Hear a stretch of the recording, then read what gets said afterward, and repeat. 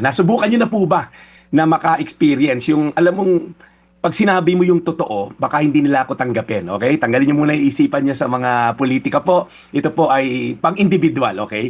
Yung parang feeling mo pag nalaman yung kakulangan mo, nalaman yung mga failures mo sa buhay, pag nalaman yung mga nakakahiyang ginawa mo or mga sikreto, okay? Baka hindi tanggapin, okay? Baka hindi ka mahalin ng taong pagsasabihan mo. Pero dito po, kabaliktaran to sa radical love ng Diyos.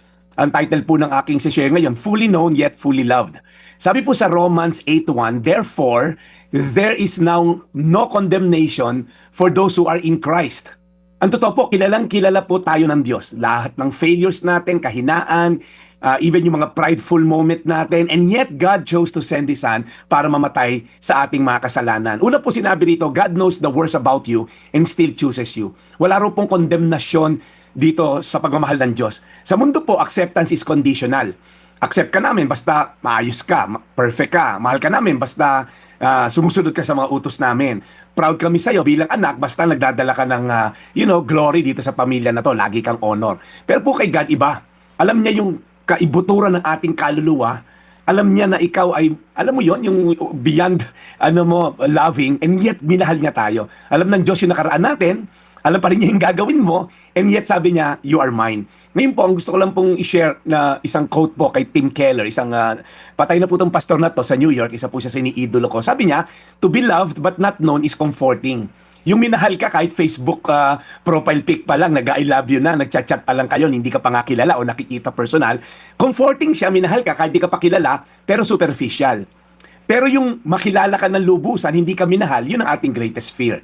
Kasi nga, nalaman yung baho mo, lalaman yung mga nakaraan mo, ay, hindi kita liligawan, ganyan ka pala, o hindi kita sasagutin.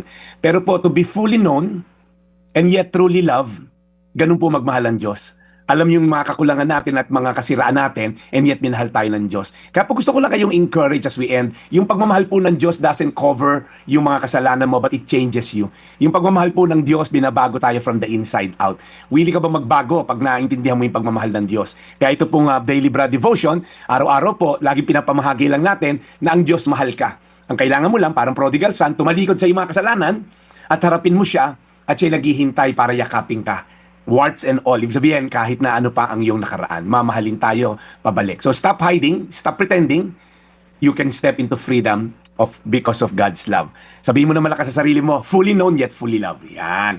Romans 8:1, therefore there is now no condemnation for those who are in Christ. Panginoon, salamat po dahil ang premise po ng verse na to those who are in Christ. Kami po ay nasa sayo. Kaya Panginoon, minamahal mo muna kami bago kami magbago. Minamahal mo kami dahil yung pagmamahal mo magbabago sa amin. Hindi mo kami hinihintay magbago bago mo kami mahalin dahil imposibleng magbago kung walang relasyon sa'yo. Kaya Panginoon, yung mga binabatikos dito, araw-araw, ni Manong Ted, ni Cha, Lord, talagang dalangin ko lang, Lord, makilala ka ng mga to dahil talagang sagad sa buto ang kanilang kasakiman, ang kanilang paninindigan at pananaw ay hanggang dito sa mundo lamang. Lord, ang buhay ay para lang laro ng Monopoly. Kahit gaano karami na acquire mo sa laro na yon, at the end of the game, everyone returns to the box. Babalik din sa kahon ng Monopoly. Ganon din po itong mga tao, kami lahat. Pag kami namatay, ang balik lang namin ay nasa kabaong lang kami in a box. Hindi namin madadala yung suitcase na pera. Hindi namin madadala mga titulo ng lupa. Ang mga Richard Mille na ilang pong milyon na relo, hindi isusuot ng mga asawa namin sa kabaong namin. Lord, will be stripped naked. In fact, pag kinremate kami, abo ang ending namin. Kaya Lord, tulungan mo ang mga taong nakikinig ngayon na gumagawa ng kriminalidad, illegal, immoral. Lord, na bumalik sa iyo dahil at the end of the day, itong lupa na to ay temporary lamang. Naghihintay sa amin na eternal life kung tatanggapin ka namin. Kaya Panginoon, patawarin niyo po mga araw-araw na lang, Lord, nakakapagpainit ng aming mga dugo. Patawarin niyo po sila at nawa ay lumapit sa iyo upang mabigyan sila ng pag-asa. Sa pangalan ni Jesus. Amen. Today's Reflection with Pastor Jeff Eliscopides.